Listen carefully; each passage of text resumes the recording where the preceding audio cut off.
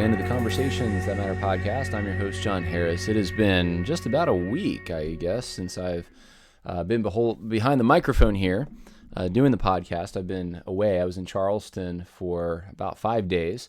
And, of course, when you're traveling, there's the one day you have to spend just traveling and then unpacking. And so it's a 7-day commitment for a 5-day trip. So but I did have a good time. I did get some time on the weekend as well, a day and a half, really, an afternoon and a day, to see some things. And I've been to Charleston, I guess, 3 times now. But this time, I got to see some things that I hadn't seen before. I got to see I think they call it the Angel Oak. The name is escaping me now. I'm pretty sure it's called the Angel Oak. It's a big live oak. And it's just huge. It's incredible. You could probably look it up online.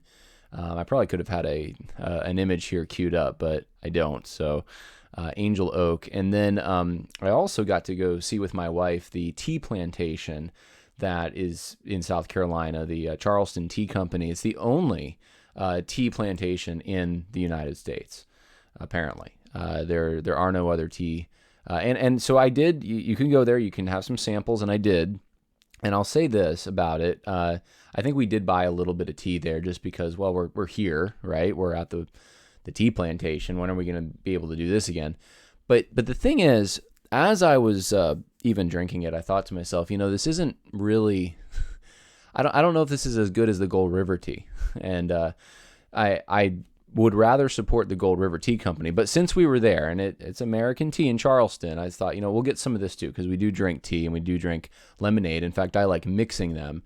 And they did have a flavor that Gold River doesn't have. They had a raspberry iced tea that I thought, well, I'll get this. And I probably, once I run out, I'll run out, because other than that, I'm going to be drinking Gold River tea for the summer. And I like it that way, and I'd rather have it that way. But one of the things I learned while I was there was that and I did not know this, maybe everyone knew this but me, but apparently tea, with different kinds of tea, like green tea versus black tea, it's not different plants. I always thought it was a different variety of tea. It's not.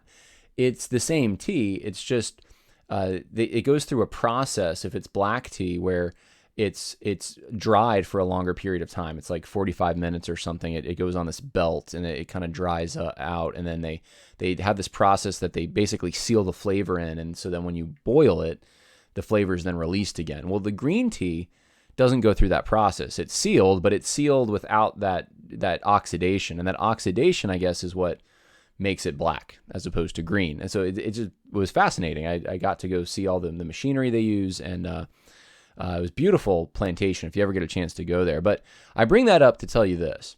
If you want some good tea, and it reinforced, again, I'm having this fresh tea right there. I thought, you know what, Gold River tea is better than this. If you want some good tea for the summer, some good cold tea, get the black tea from Gold River, because Gold River tea, not only are they employing American workers, not only is it a good company that's pro-Western civilization, but they are actually pro-Christianity. You can feel secure, feel good about buying this, knowing that your money's not going to a woke company. It's not going to a company that will employ things that stand against your Christian values. This is a company of Americans who love their country, and they love the church. And so if you go to goldriverco.com, Gold River Company, goldriverco.com, you can get their All-American Trio bag, which contains their gunpowder green tea, their premium iced tea, and their 1776 American breakfast black tea blend. Now, the iced tea, that's what I'm drinking this summer. And if you put in the promo code Conversations, you'll get 10% off your order. And so it's a no-brainer if you like tea. Just go get some of that. There's descriptions here if you want to know more about the different flavors they have available. They're coming out with new stuff. They have pumpkin spice tea. They have cocoa tea. There's Earl Grey, and there's so many different kinds, and they're coming out with more. And I'm thinking this winter they'll even have more for as far as hot teas go. But check them out. That's what I drink, and I enjoy it. So let's get to the topic today. I want to talk about this situation that is going on right now in the Southern Baptist Convention.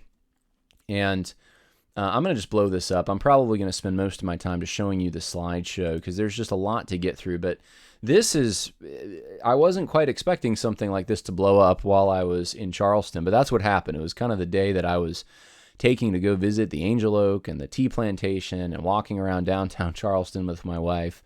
That's when the Southern Baptists decided, now's the time, I guess, we're going to really, at least the ones on Twitter, the elites that are on Twitter decided, some of us don't even weigh in on things, but we'll weigh in on this. We'll weigh in on Megan Basham's article in the Daily Wire on this whole Jennifer Lyell situation. And I want to put this in context for you. David Sills, Jennifer Lyell, this has been a story that's been out there for a while, but hard questions really were not asked about this. I had been told, I'll just tell you kind of a little bit of what was going on. I had been told about this story years ago, and really with behind the telling of the story was the assumption that, or not the assumption, but the question as to whether or not this was a case of adultery being treated like a case of abuse of some kind, that there was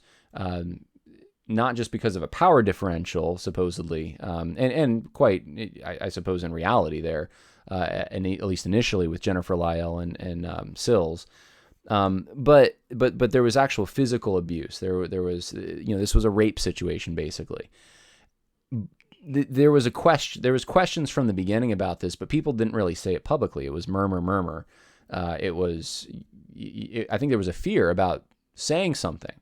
Well, Megan Basham came out and she didn't have fear about this. I never really got into it just because I didn't think it was, at the time I heard about it, it was kind of already something that already happened, and I didn't foresee that it was going to come up again. Well, it did in the Guidepost report. It was one of the major, I think it was like 38 pages or something. I think it was over 30 pages in the Guidepost report for those following SBC politics that was just about this situation. And so with that, this situation has been brought back up. So I thought it would be helpful to just go through a few things that might help shed some light on it.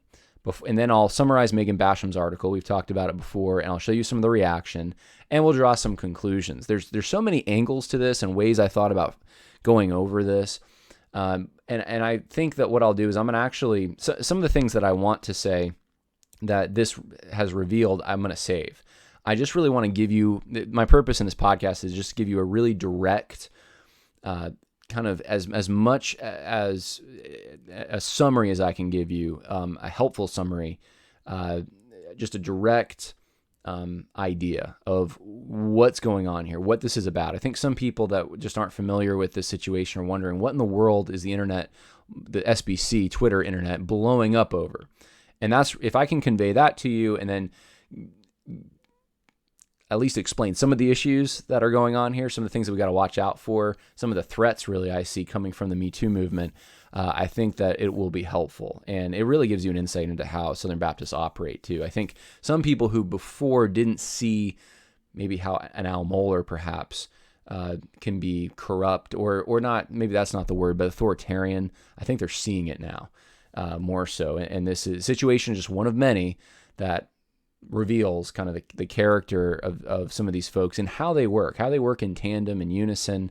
So the title is SBC Elites Enshrine Their Me Too Movement. Megan Basham's article was about the Southern Baptist Me Too moment. And so I'm saying the SBC elites are enshrining their Me Too moment here. And so I think I said moment. That's what I meant. Enshrining their Me Too moment. So let's start off this way. I want to talk about Jennifer Lyell. She's the purported victim in this situation.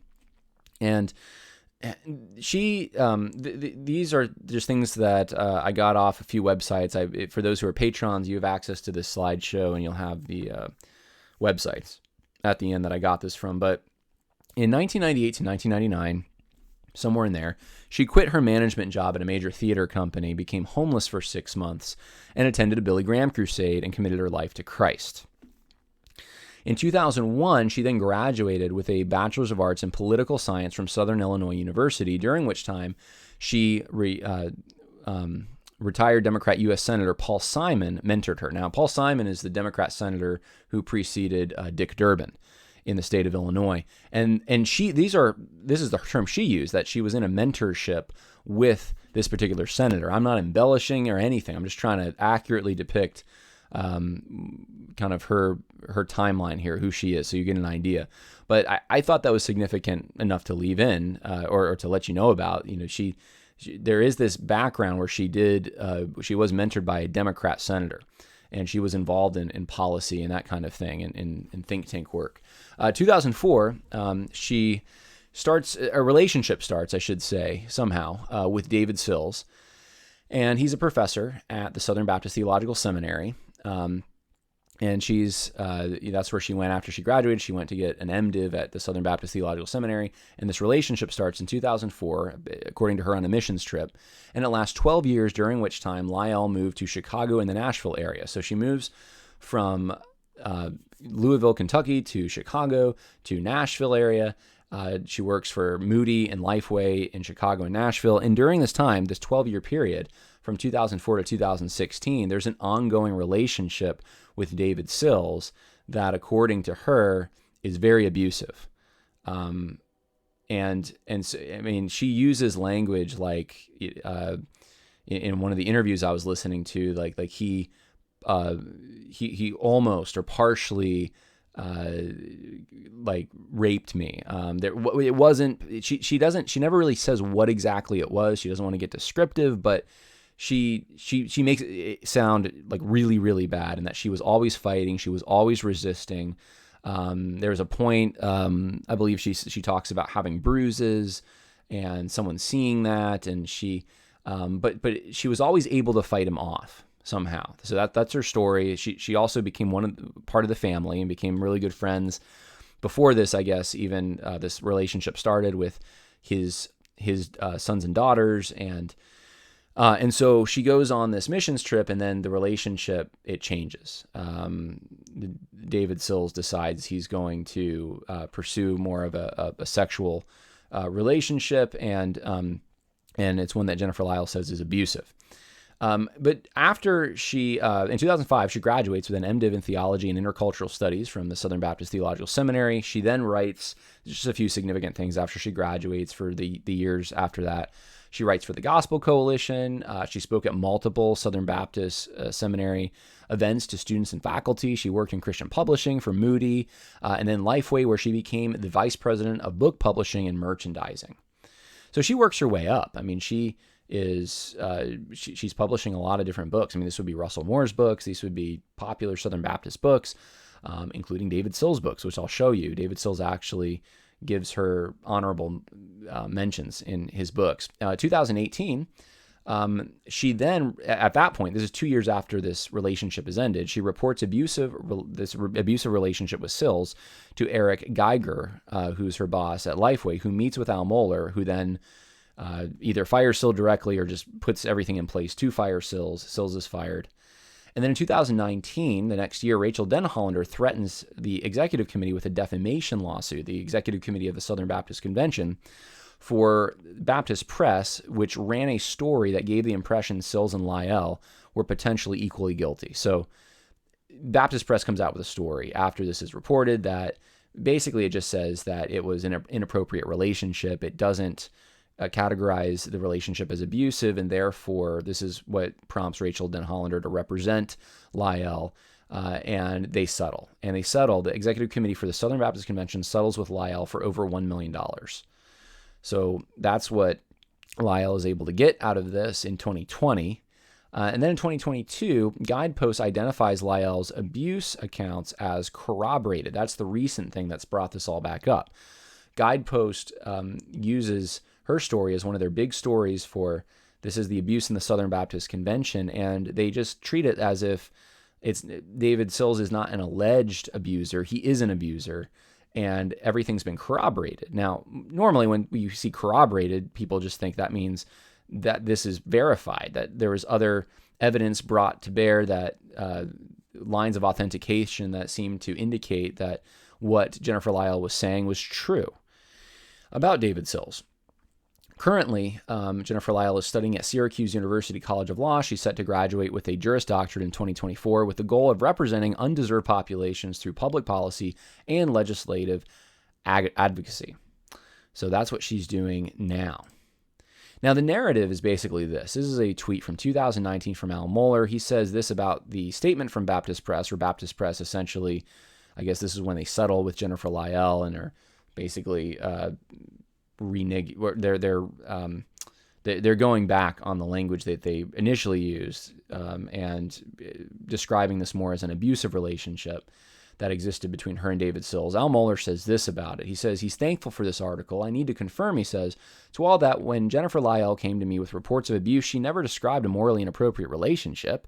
It was clearly a report of sexual abuse. Very thankful for her courage. This is the narrative. This is what Southern Baptists have just been told. This is what they're supposed to believe. Now there's no ifs, ands, and buts. You can't really question it. And that's kind of when I heard about this. It was already kind of, this narrative was set in stone here.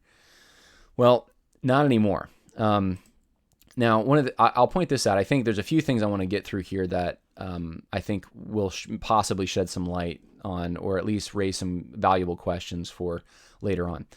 Jennifer Lyell is mentioned in David Sills' books, at least some of them. His book from 2010, Reaching and Teaching, says, one of the great helpers during the writing of my English book, The Missionary Call, was Jennifer Lyell, an editor at Moody Publishers. She went above and beyond the call of duty to polish the work and make it successful as it has been. She spent hours, and it goes on.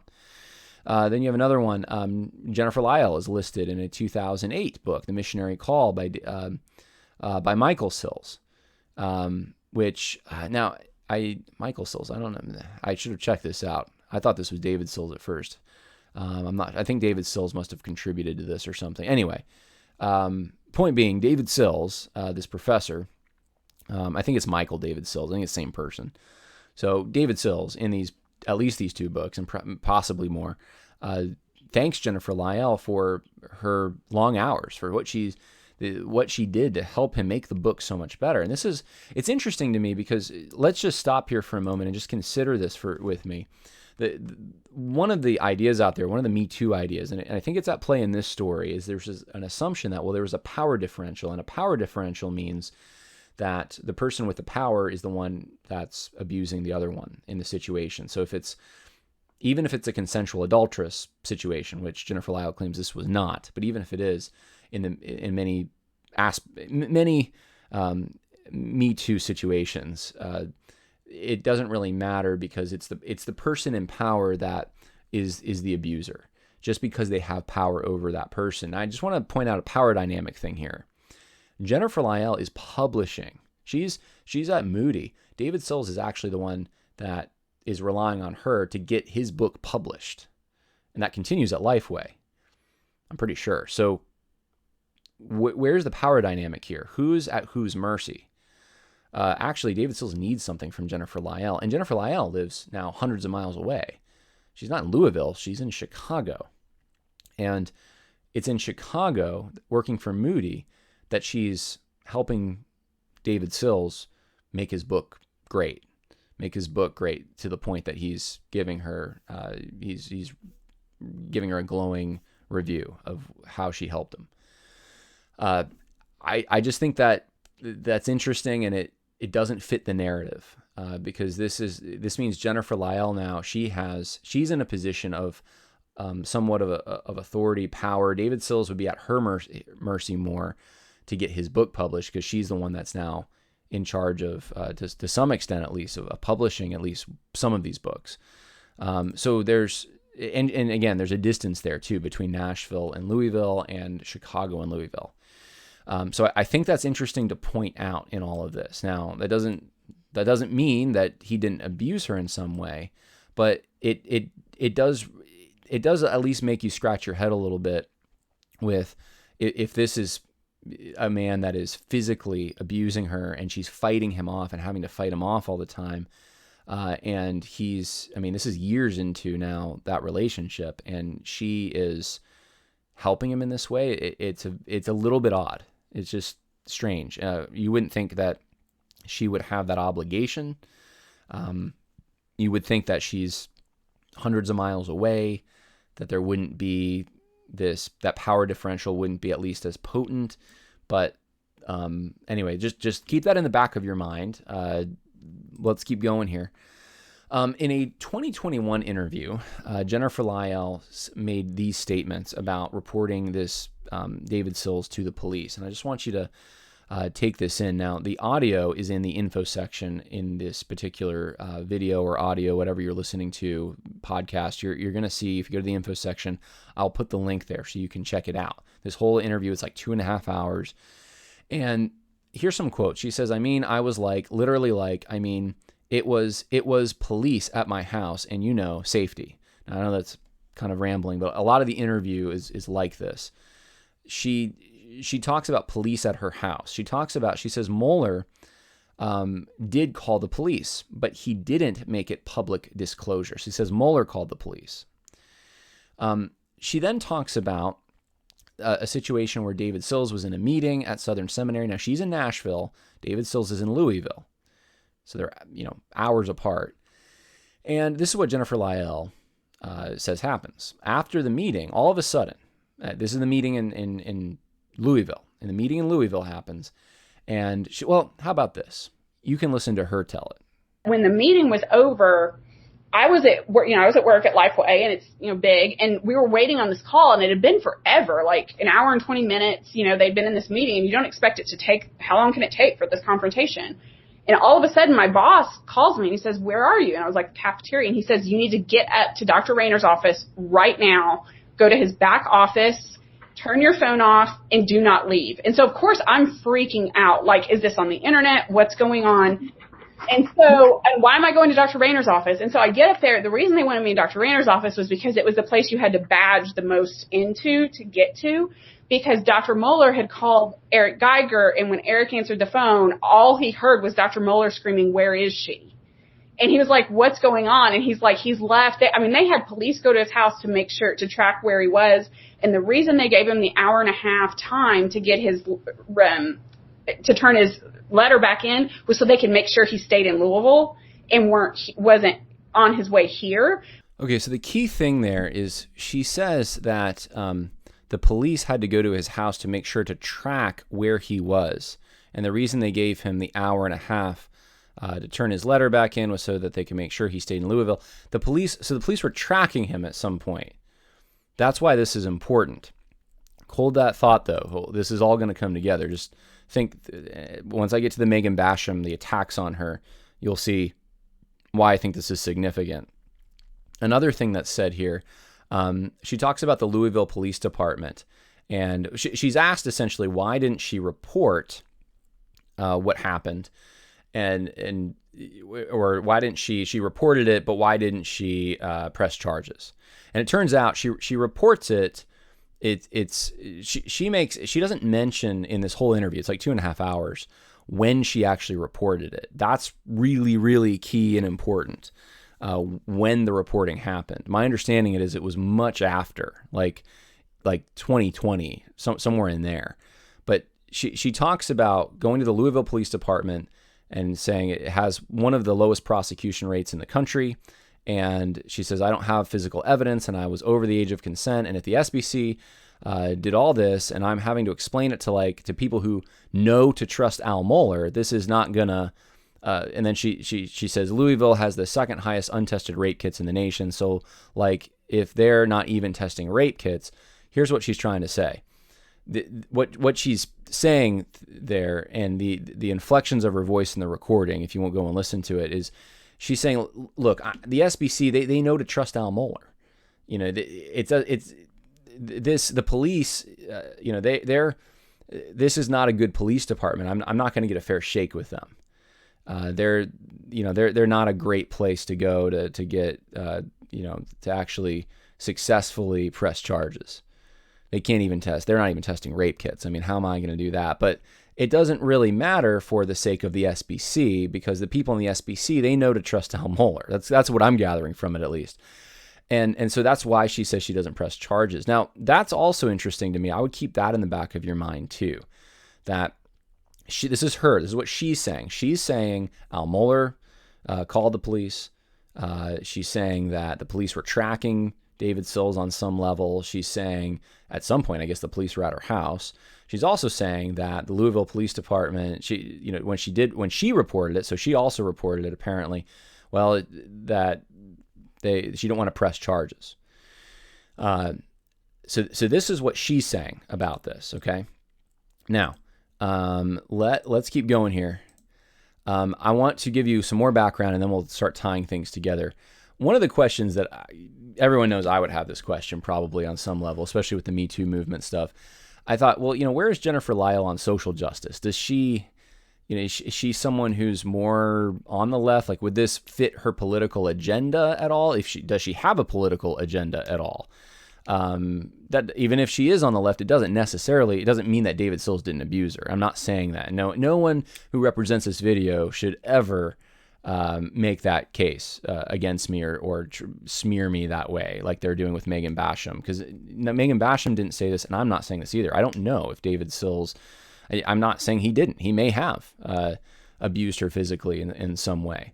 The root issue of this whole thing, though, is whether or not Guidepost actually was forthright and honest and practicing using best practices to actually find corroboration when they said that her story was corroborated, because that's the issue. And so and that I think can be answered, and the answer is no. I mean, they didn't. And so anyway, but I'm also curious about, like, is there another possibility here? Is there a potential that maybe part of the motivation in any of this is to move things politically? Because there is a huge political move happening in the SBC as a result of the Me Too stuff. There just is. It's changing the whole way that the SBC functions. It is bringing in a new standard, and I'll show you that in a minute, a new standard of what constitutes abuse and what to do about it. And it's so different than anything before. It's not biblical. But so I just wondered, where's she at? I mean, because the political left they're the ones that's where this is coming from, this new standard, this new way of dealing with things. And Jennifer Lyell it seems like, on the political left. And I'll show you some stuff that seem to demonstrate that. This is from her LinkedIn. She said, I don't celebrate the 4th. Well, she supports this. She supports someone, Madison Butler. He's got his rainbow flag there. He says, I don't celebrate the 4th of July. I'm not patriotic. And he quotes someone who says, white feelings should never be held in higher regard than black lives. And that's why he doesn't celebrate the 4th of July and isn't patriotic. And Jennifer Lyell, of course, supports this. You have Jennifer Lyell, and she's doing this publicly. She wants people to know. You have Jennifer Lyell also in her About section on LinkedIn saying that she has had an incredible career in book publishing, but now she's going to pursue work that will cultivate solutions for systemic challenges facing marginalized communities, which, of course, sounds like the social justice stuff to some extent. And, she's a lawyer, or she's studying to be a lawyer, and so I'm guessing that that's what she's talking about. Here, more telling is possibly this. And I looked on white pages just to see if there was anyone else named Jennifer Lyell. Someone actually sent me this first thing here, that there was a campaign contribution from a Jennifer Lyell in Franklin, Tennessee, made to, and it's only like $10, but it was made in 2020 to Biden for president. And this is on the fec.gov. And so I went to see on white pages, like, well, is there anyone else from Franklin, Tennessee, a Jennifer Lyell? There is no other Jennifer Lyell listed. The Jennifer Lyell that is on white pages, who lived in Franklin, Tennessee, also lived in Marion, Illinois, and lives in Nashville now, and lived in what looks like a number of places, but mostly Illinois. So it looks to me like that's the Jennifer Lyell. So if that's the case, which it appears to be, she would be on the left, politically speaking.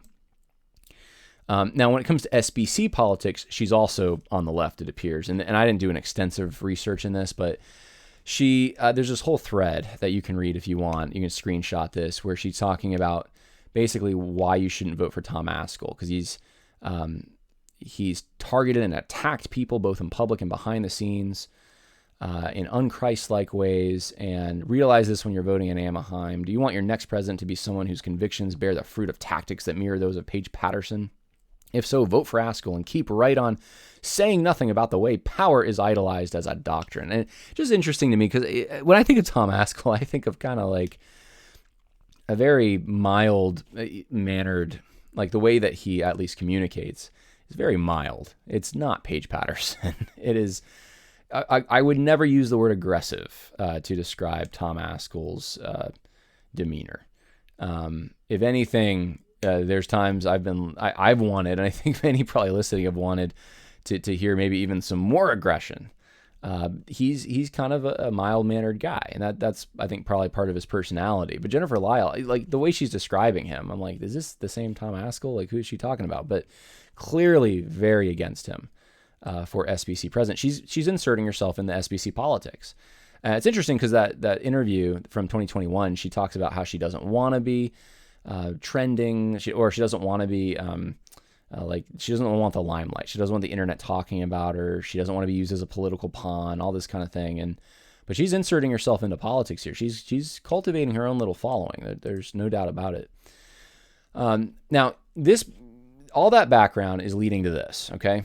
Everything that we just said, I think we're going to now use it in evaluating the current situation. Here's the current situation.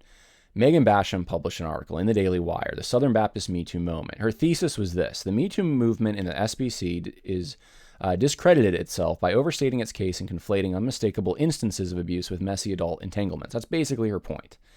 That it's murky, that that the Southern Baptists are engaging in what the secular Me Too movement was involved with, and it's discrediting itself. And some of those same weaknesses you can see in the SBC. Now, she draws on three different things. One is statistics. There are not many identifiable cases of sexual abuse compared to the size of the denomination. That's number one. There isn't this big systemic problem that David French talks about and others like that. It's this horrible thing the SBC is going through, and it just characterizes, it's so fundamental to what the SBC is, sexual abuse. And it's not.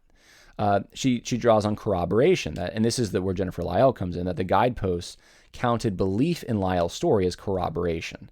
That there's basically the words, definitions are changing. The SBC can't figure out what a pastor is. They can't seem to figure out what adultery is quite either sometimes. Like that, and I'll show you an example of where that's starting to happen. Adultery can now just be abuse as well. And apparently corroboration, the Guidepost counted corroboration as, well, someone says, I believed her story. Though that's not corroboration, as one person on Twitter, captive to the word, put out there. For those who continue to miss the point of Megan Basham is making, she is asking for real corroboration, not just shared belief. Corroborate. Definition: to add proof to an account, statement, idea, etc. with new information. Obviously, if someone just says, well, I heard her story and I believe her, that's not corroboration.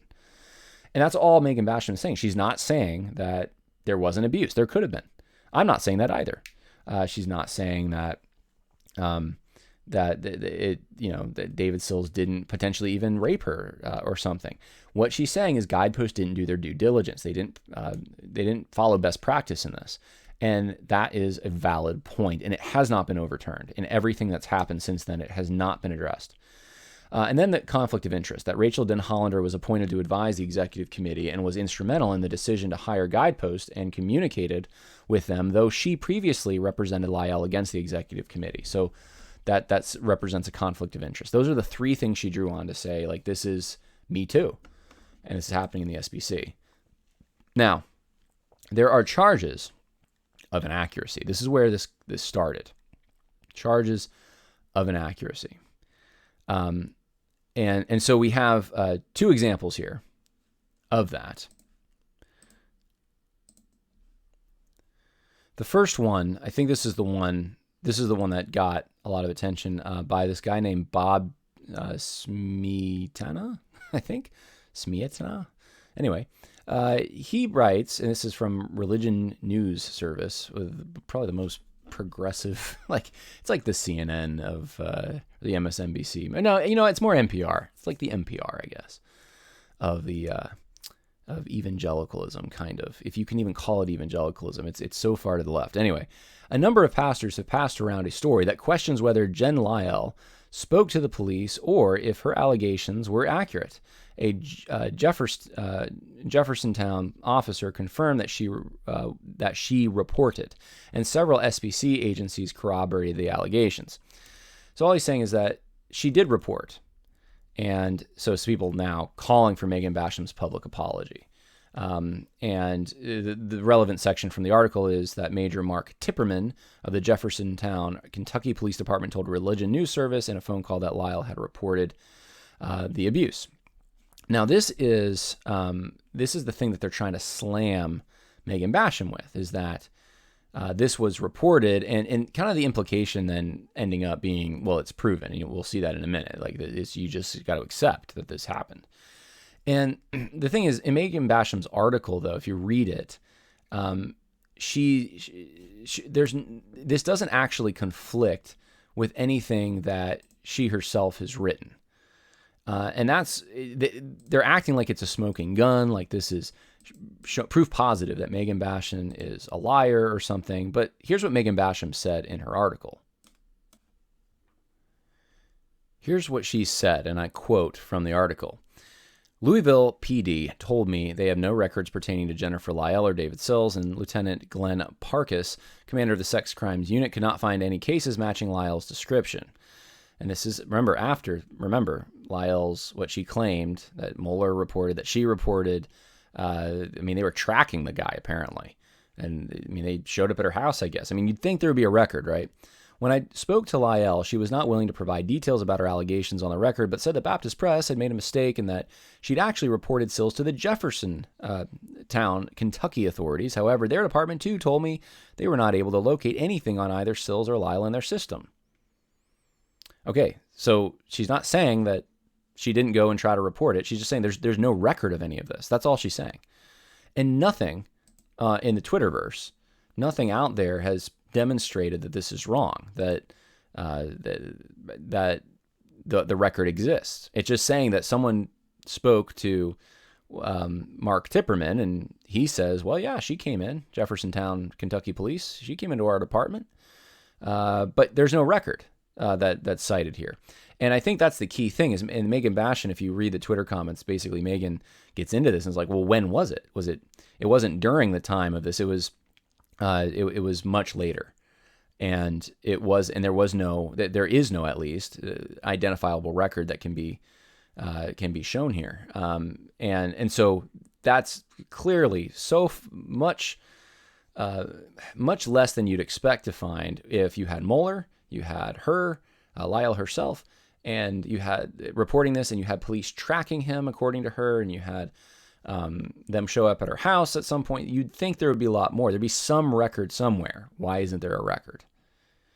So I think that question's still out there, and there's nothing inaccurate about Megan Basham's article isn't contradicted by this, but they're like, Megan's got to apologize now. And then you got Eric Geiger. Several people have asked me about this article where it's purported that I simply believe Jennifer. That is not what I shared with Megan. Here's what I sent her. And he sends this, and I've read it, this whole thing about, but here's the thing. Megan doesn't quote from any of this statement. Megan's quoting from, I believe it was a Baptist Press article when she's quoting Eric Geiger.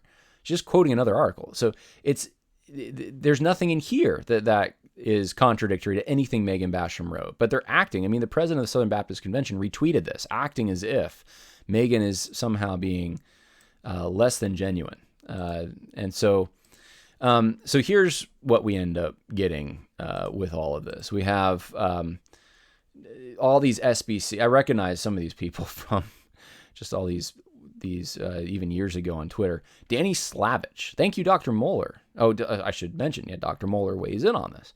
And basically says, we cannot and should not respond to every public controversy, but I hope the statement below is helpful and clarifying. And then he talks about how Jennifer Lyell came to me with an accusation of sexual abuse by David Sills. We followed appropriate processes. And then he goes on. Let's see if I can find that. He goes on and he says, And the accusation of abuse was confirmed, as we indicated publicly, and have subsequently confirmed.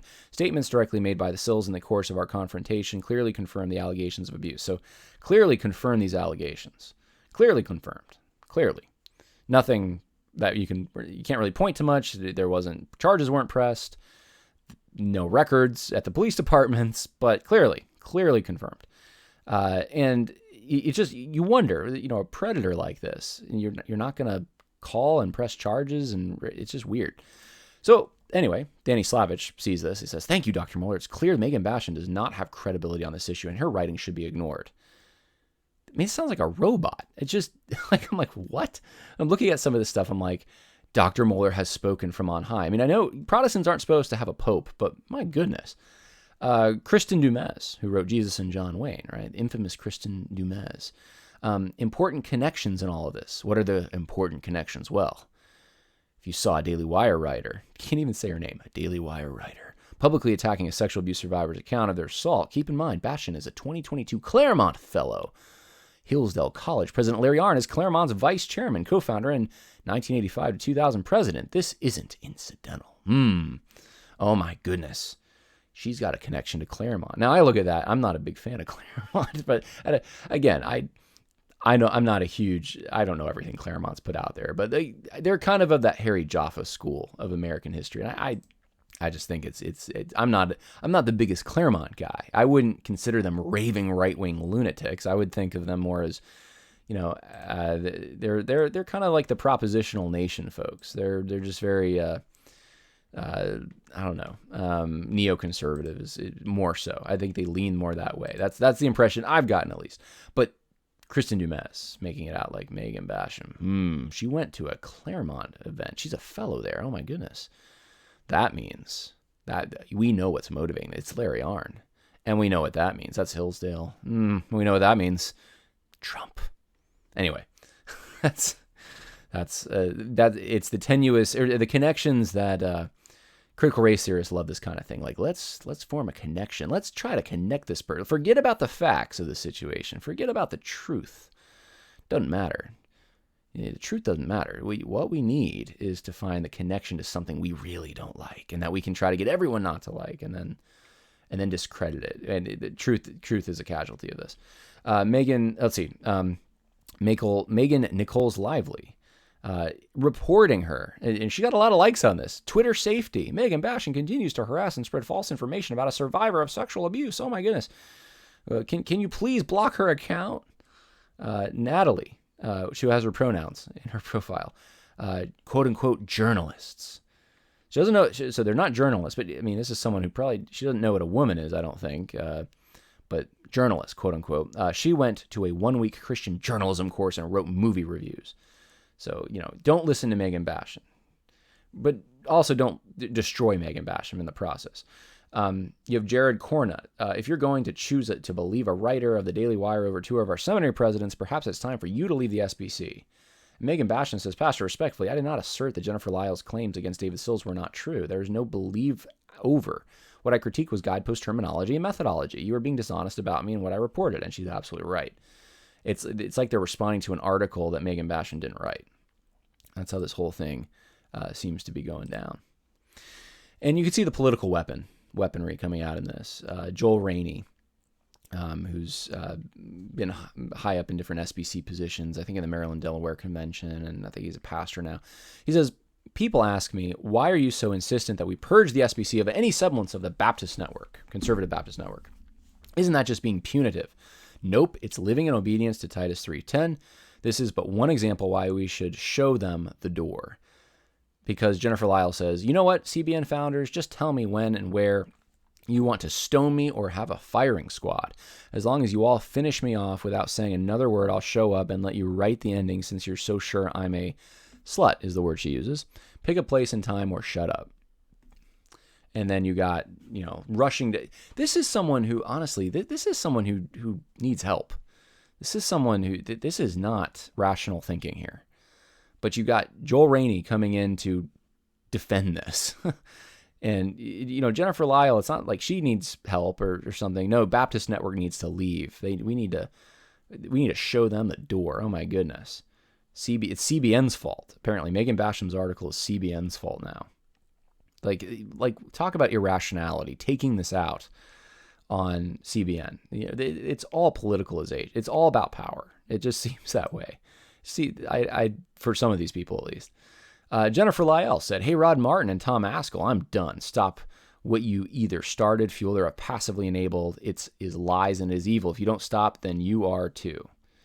Yeah, that's who's behind all this. Megan Basham was it's Larry Arnn behind her apparently, and the Claremont Institute, or it's really just CBN. And like Megan can't just write this herself for the Daily Wire.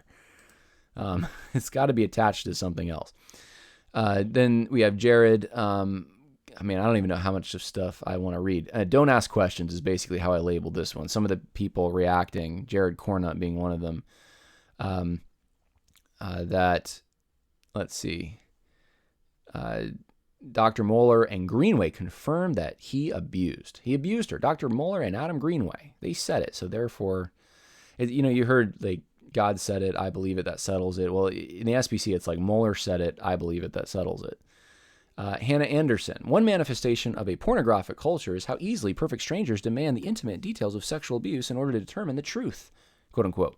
They need to know the sexual specifics of abuse allegations is not just asking questions, it is voyeurism. Okay. And that's very similar to actually something Rachel Denhollander said to Russell Moore in the context of this whole thing. Initially, I think in 2019, she said something very similar. So you can't ask questions. If you ask questions, if you want proof, then that makes you're a pervert or something. It's just it's a lose-lose situation. Jennifer Greenberg, broadening the definition of abuse here. She says, and let's talk about adultery. Adultery is a premeditated and willful abuse of your spouse's trust and love. It's the betrayal of your child's hopes and security. It's the intentional breaking of hearts and ruining of marriages and lives. Adultery is abuse. Stop defending church leaders who cheat on their wives, especially with their own congregants and people in their care. You look ignorant at best. So adultery is abuse. This is where, are we going here? That adultery is abuse now? What is, I agree in a generic sense. I guess there's an abuse there. There's abuse of the privileges that God's given you. But we know in the context we're talking about abuse, we're talking about someone forcing themselves. We're talking about there wasn't consent.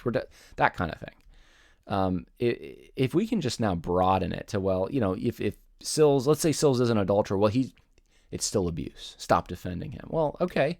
Let's say it's adultery. Really bad. He should have been let go, obviously. But that doesn't mean, as bad as that is, it doesn't mean that he was forcing himself on her. If that's all it is. And so it's okay to have an open question. There's no problem with that, but we can't have that for some reason. And then, so here's some of the things, that I'm seeing with the Me Too, the merger of the Me Too and the SBC political corruption. Don't ask questions, broaden the definition of abuse. And then we have the main one here, allegations equal actualities. Allegations equal actualities. Mueller heard allegations. David French even retweeted this from Mueller. We found that it's true. It's confirmed. We can't give you evidence, but it's just confirmed. Okay, Bart Barber retweeted Adam Greenway, says, I was serving as the dean of the Billy Graham School when Jennifer Lyell reported. I witnessed that conversation as well. I am fully confirmed Dr. Mueller's statement. May these reprehensible attacks against Jen please stop. Logan Smith pushed back and said, Dr. Mueller, with all due respect, this statement reads like you're tap dancing. No one, to my knowledge, doubts the allegations of abuse. They question the actuality of abuse. And that does get to the heart of it. Okay, there's allegations, yeah, but where's the beef? Well, okay, what was the evidence? What did you see? What was it that showed you this is definitely abuse? And David Griffin Guledge, I think he's pronouncing that right, steps in. And Griffin Guledge, he's kind of, I don't know exactly what, I think he's a pastor, but like I remember in 2019, he was the guy that first tweeted out that this whole situation with Mike Stone and Hannah Kate. And like, oh my goodness, look what Mike Stone did. And then he did again this year. It was that CBN had this secret plan, or not this, that they were going to go to the convention center and vote to go straight to the election of the president. And of course, neither of these things took place in the way that he reports them, which is why I'm just like, this guy, why does anyone trust this guy? But he is active somehow in some of the SBC stuff. And some people do listen to him, apparently. And he says, confirming allegations is confirming actualities. It's pretty clear. Okay. Then Jennifer Lyell says, for all those asserting I have never been publicly clear about what I reported, this tweet was from June 2021. And in 2021, she said, the things that happened to me and thus what I reported to Al Mohler included the use of force, felonies for which I could still press criminal charges if I chose. If she chose, she says she could still push for felonies. She could still press charges. Well, and again, this just gets you back to square one. This is what she's reporting. We don't have any, the root issue here is what Guidepost said, that this was, that there was corroboration of some kind here.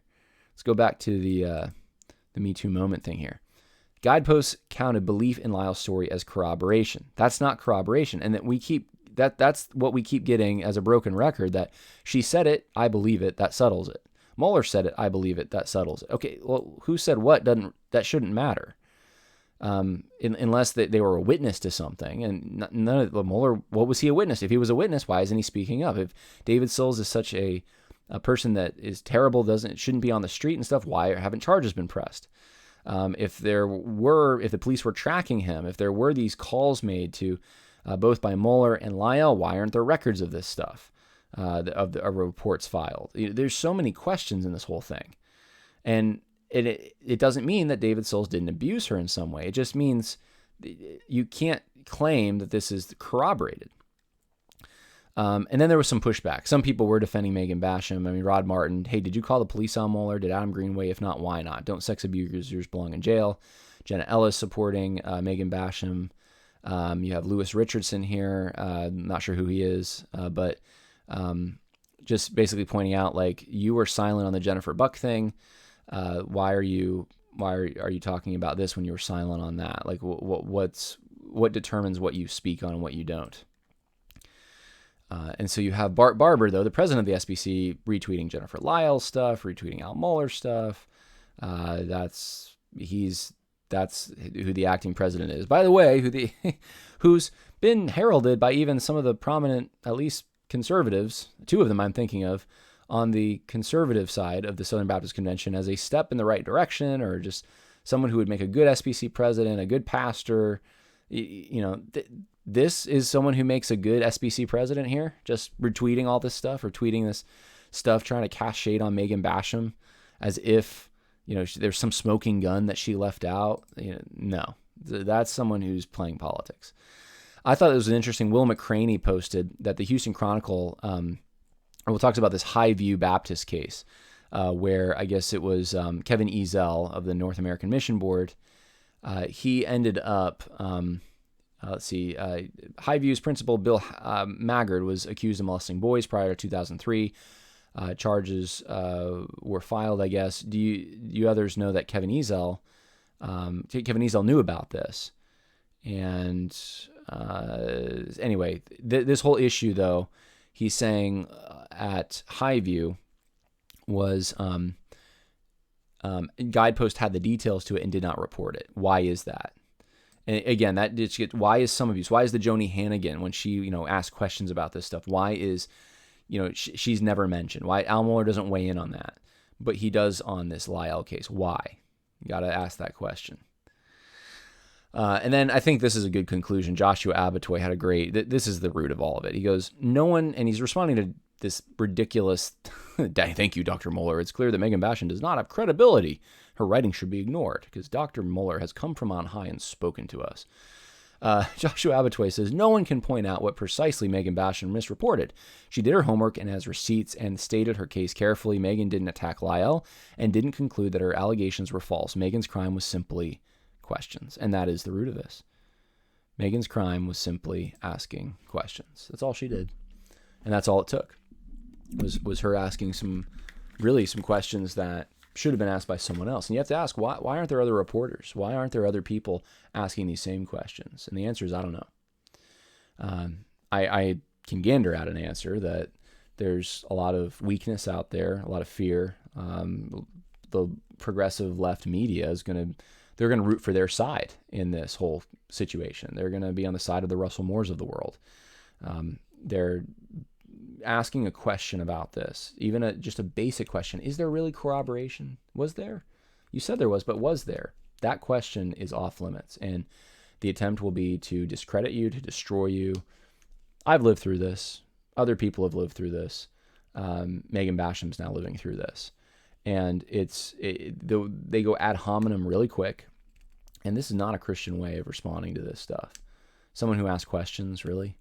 So that's what I wanted to bring to you and just show you. Is a perfect example in my mind of what's happening in the SBC, why it's so bad, how corrupt it is, how the wagons circle so quickly, how just uncaring about truth and how personal it gets so quickly, just how authoritarian it is. This is the current SBC. These aren't people that are beholden to a biblical standard of the. I mean, even I was reading today with doing some discipleship with a guy I'm discipling, and we were reading through First Timothy, and talking about widows who are widows indeed. And what does that mean? Well, verify. Like even something as small as that, you verify.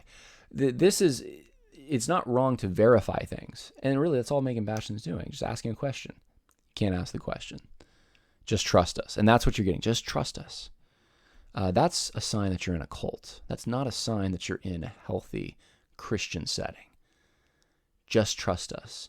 We have the proof, but we can't show it to you. And it's a bunch of us have this. And if you, and the extra step is, and if you don't trust us, you are to be destroyed. Essentially, there would be maybe some understanding if there was a situation, I'm thinking hypothetically, where there's NDAs and there's legal things, and just trust us. This is what happened, but I can understand. You don't have to believe us. We'd like it if you did, but please trust us. But if you don't, that's fine. Like we're not at liberty to disclose that. That's different than trust us and you will be destroyed. That's trust us or you don't care about abuse.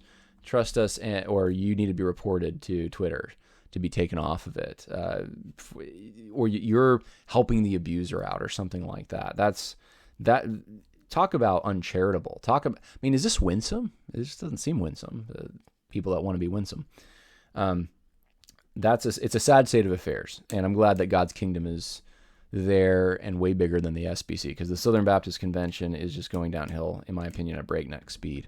So there you go. That's the situation with Megan Basham. She has nothing to be ashamed of. She's done a good thing for Southern Baptists if they could recognize it. She's one of the only adults in the room willing to ask questions, willing to be bold, willing to stand behind her questions, willing to stand behind her journalism or article, not caving like a folded chair when someone applies a little bit of pressure.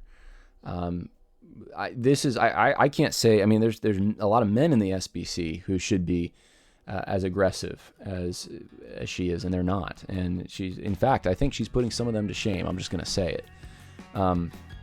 But I'm thankful for her doing this and shining a spotlight on this. And I hope she continues to just ask good questions. That's all she's doing. That's all she's doing. And that's where it's bringing her. Okay. Well, I hope that was helpful for some of you out there, you Southern Baptists. God bless. More coming. Might be a little later in the week. We'll see. Lots going on. So trying to think through what's the best stuff to focus on. But I did want to get this out there early in the week just because I saw what was happening. So anyway, God bless. Bye now.